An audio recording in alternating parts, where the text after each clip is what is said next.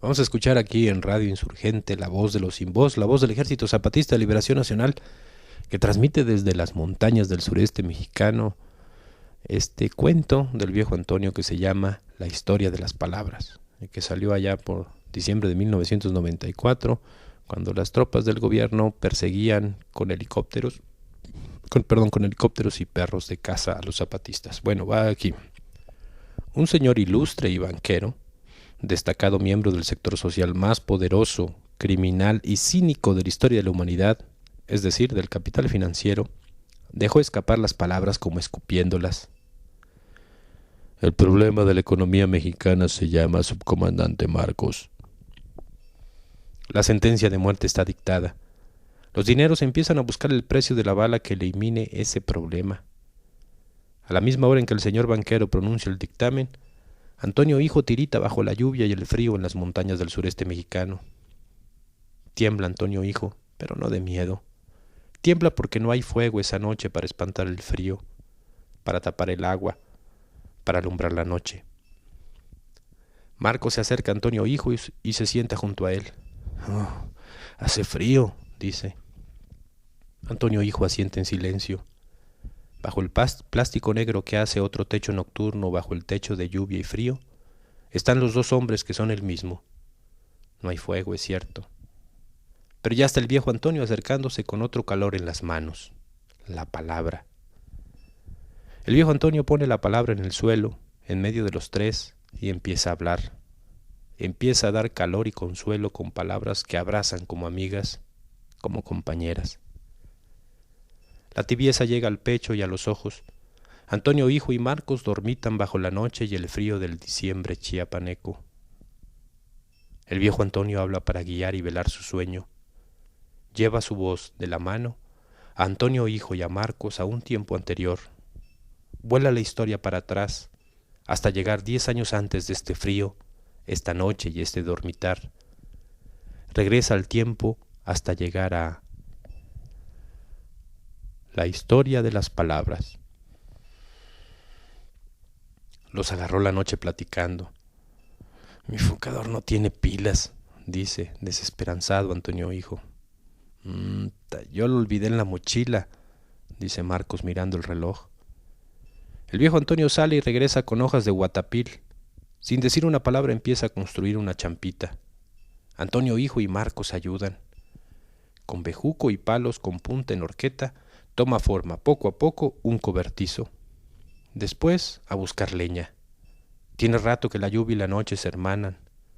De entre las manos expertas del viejo Antonio surge al fin una llamita que se convierte en hoguera.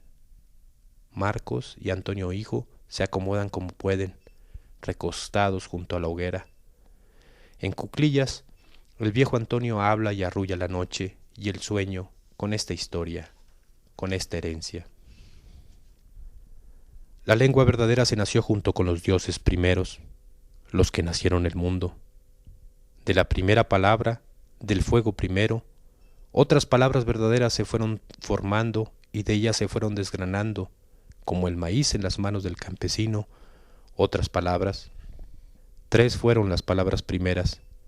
3000 veces 13 nacieron otras 3, y de ellas otras, y así se llenó el mundo de palabras. Una gran piedra fue caminada por todos los pasos de los dioses primeros, los que nacieron el mundo. Con tanta caminadera encima, la piedra bien lisita que se quedó, como un espejo. Contra ese espejo aventaron los dioses primeros las primeras 3 palabras. El espejo no regresaba las mismas palabras que recibía, sino que devolvía otras 3 veces 3 palabras diferentes. Un rato pasaron así los dioses, aventando las palabras al espejo para que salieran más, hasta que se aburrieron. Entonces tuvieron un gran pensamiento en su cabeza y se dieron en su caminadera sobre otra gran piedra, y otro gran espejo se pulieron y lo pusieron frente al primer espejo.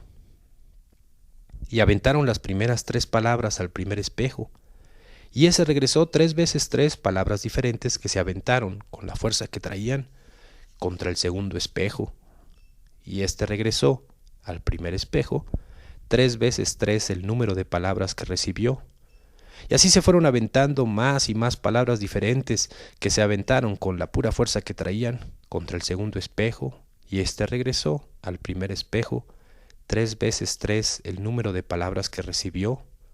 Y así se fueron aventando más y más palabras diferentes los dos espejos. Así nació la lengua verdadera. De los espejos nació. Las 3 primeras de todas las palabras y de todas las lenguas son democracia, libertad, justicia. Justicia no es dar castigo, es reponerle a cada cual lo que merece, y cada cual merece lo que el espejo le devuelve, él mismo. El que dio muerte, miseria, explotación, altivez, soberbia, tiene como merecimiento un buen tanto de pena y tristeza para su caminar. El que dio trabajo, vida, lucha, el que fue hermano, tiene como merecimiento una lucecita que le alumbre siempre el rostro, el pecho y el andar.